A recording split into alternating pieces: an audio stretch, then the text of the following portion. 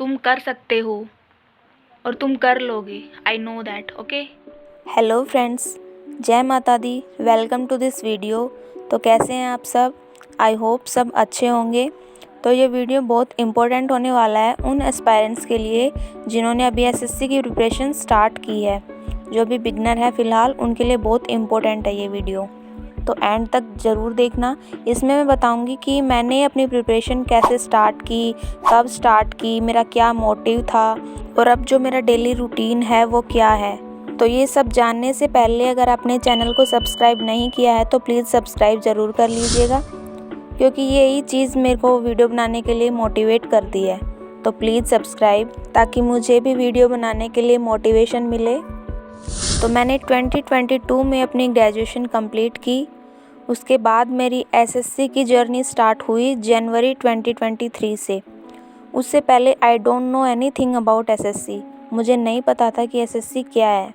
तो एसएससी ने 2022 में सीजीएल की सबसे ज़्यादा वैकेंसीज निकाली थी, अप्रोक्स 36,000। तो उस समय मैं अपनी ग्रेजुएशन के फाइनल ईयर में थी। तो लॉकडाउन की वजह से ना एग्ज़ाम भी पोस्टपोन हो गए थे। तो मेरे सितंबर में एग्ज़ाम थे ग्रेजुएशन के। तो मेरे एक कज़न ने मेरे को एक न्यूज़पेपर का कटआउट भेजा जो एसएससी सीजीएल की वैकेंसीज़ के बारे में था। उससे पहले मैंने एसएससी के बारे में कभी नहीं सुना था। तो मैंने फॉर्म तो फिल कर दिया और बिना प्रिपरेशन के एग्ज़ाम भी दे के आई और मेरा फाइनल स्कोर था 107 प्री में और कट ऑफ गई थी 114। तो मेरा प्री नहीं हुआ। तो फिर मैंने जनवरी 2023 में मेरी प्रिपरेशन स्टार्ट की। तब भी मैंने अच्छे से नहीं की क्योंकि मेरे को पता ही नहीं था कहाँ से प्रिपरेशन करूँ, क्या पढूँ, कुछ समझ ही नहीं आ रहा था। तो मैं भी यूट्यूब पे ही वीडियोस देखने लगी स्ट्रेटजीज़ की कि कैसे पढूँ, क्या पढ़ना है। सारा सिलेबस देखा, एग्ज़ाम पैटर्न देखा, प्रीवियस ईयर पेपर्स देखे, सब कुछ अच्छे से एनालाइज कर लिया। फिर उसके बाद असली जर्नी स्टार्ट होती है। फिर ये समझ नहीं आ रहा अब कौन सी बुक्स पढूँ, कौन से टीचर से पढूँ, कुछ समझ ही नहीं आ रहा था। फिर मैंने धीरे धीरे अपनी प्रिपरेशन स्टार्ट की। तो मैथ में मैंने राकेश यादव सर का नाम सुना था, तो मैंने वहाँ से शुरू की। यूट्यूब पे उनकी वीडियोस देखी, तो टॉपिक वाइज उनकी वीडियोस देखी मैंने। जैसे पहले परसेंटेज की देखी, फिर किसी ने बोला कि नहीं ये टीचर पुराने हो गए हैं, तो मैं दूसरे टीचर की वीडियो देखने लग गई। तो मैंने ऐसे ही अपना टाइम वेस्ट कर दिया और एग्ज़ाम के सिर्फ 6 महीने ही बचे थे और मैंने अभी तक कुछ नहीं पढ़ा था। मैं साइंस बैकग्राउंड से हूँ, इसलिए मेरी इंग्लिश ठीक थी। तो मैंने इंग्लिश के लिए नीतू सिंह मैम की बुक ली और वहाँ से पढ़ना स्टार्ट किया। मेरी रीजनिंग भी ठीक थी और जीके तो बहुत ही वीक है, अभी भी है, पहले भी थी। तो मैंने 6 महीने ऐसे ही वेस्ट कर दिए, कुछ पढ़ा कुछ नहीं पढ़ा। तो मेरा 2023 का प्री आया, मैंने एग्ज़ाम दिया और रिज़ल्ट आया तो क्लियर नहीं हुआ।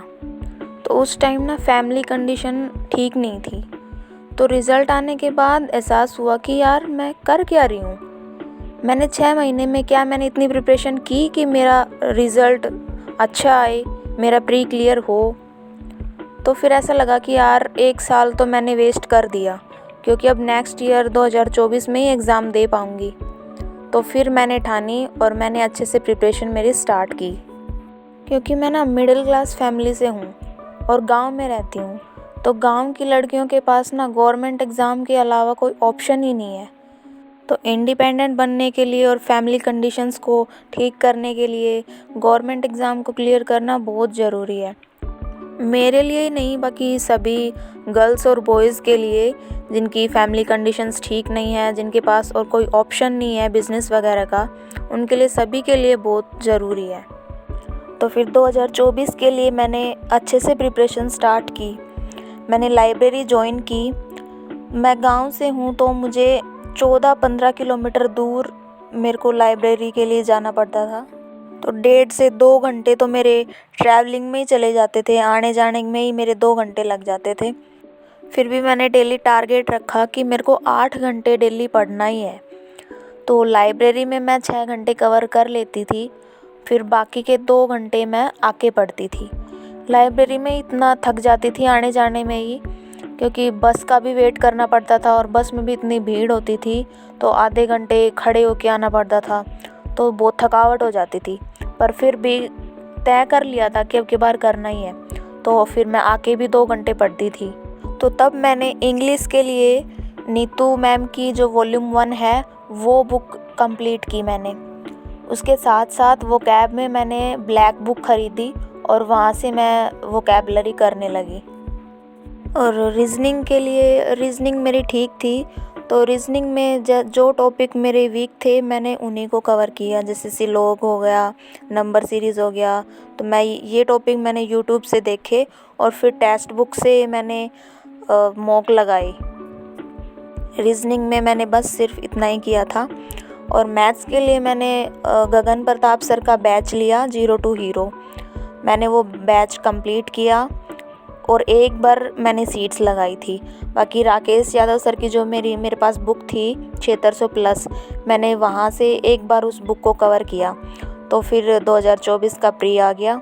मैथ्स में कुछ टॉपिक थे जो मेरे बहुत ज़्यादा वीक थे, तो मैंने किरण की जो प्रीवियस ईयर बुक है वहाँ से भी 2-3 टॉपिक के क्वेश्चन कवर किए हैं। वो मैंने ख़रीदी नहीं, लाइब्रेरी में एक सिस्टर थी उनसे ली थी मैंने। टेक्स्ट बुक से सारे प्रीवियस ईयर मॉक्स दिए और जो नए मॉक्स थे मैंने सेक्शनल वगैरह सब लगाए।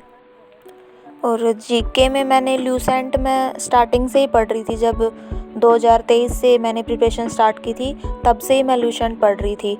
तो मैंने 2024 के प्री तक ल्यूसेंट को कम से कम 3-4 बार रिवाइज़ कर चुकी थी।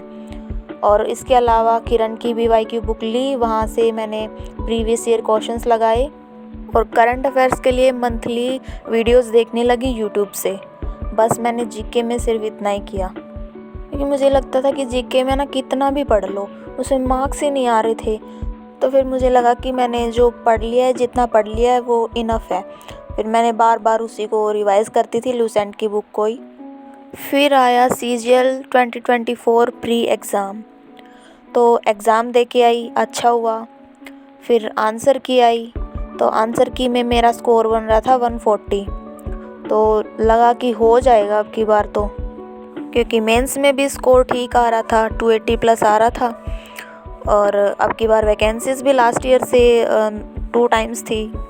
और फिर एक दिन आता है रिज़ल्ट, जिससे सारी उम्मीदें ही टूट जाती हैं। ऐसा लग रहा था कि जैसे मतलब सब कुछ ख़त्म ही हो गया है, क्योंकि 1 साल इतनी मेहनत से प्रिपरेशन की थी। मेरा नॉर्मलाइज स्कोर है 143.749, 2.5 मार्क्स से रह गई और 2 साल की मेहनत वेस्ट गई। जिस दिन रिज़ल्ट आया उस दिन मैं घर पे थी भी नहीं, मैं एक फंक्शन में गई हुई थी। और फिर मैंने वहीं पे रिज़ल्ट देखा तो उठा नहीं गया मेरे से, लिटरली बैठी रह गई। और अभी सोचा कि यार अब कैसे जाऊँ घर। मैंने अपने पेरेंट्स को नहीं बताया 3 दिन तक, हिम्मत ही नहीं हुई, क्योंकि वो भी बहुत दिन से वेट कर रहे थे। और मैंने सबको उम्मीदें दे रखी थी अब की बार कि हाँ अब की बार तो हो ही जाएगा। 5 दिसंबर को रिज़ल्ट आया और 1 वीक ऐसे निकला जैसे पता नहीं क्या ही हो गया हो। कोई बताने वाला भी नहीं था, किसको बताऊँ। फिर जैसे तैसे संभाला खुद को और फिर से अब 2025 के लिए प्रिपरेशन स्टार्ट कर दी है और अब की बार तो क्लियर करना ही है। So this is my journey of 2 years। बहुत कुछ हुआ, बहुत कुछ सीखने को मिला। आई होप आपको भी इस वीडियो से बहुत कुछ सीखने को मिला होगा, बहुत इन्फॉर्मेशन मिली होगी। मैंने जो गलतियाँ की हैं वो आप रिपीट मत करना। बाकी अपना 100% देना, अपनी मेहनत में कमी मत छोड़ना। बाकी जो किस्मत में होगा वो मिल जाएगा। तो all the best for your journey. तुम कर सकते हो और तुम कर लोगे, आई नो दैट। ओके, बस कंसिस्टेंसी मेंटेन रखना और डिस्ट्रैक्शन से दूर रहना।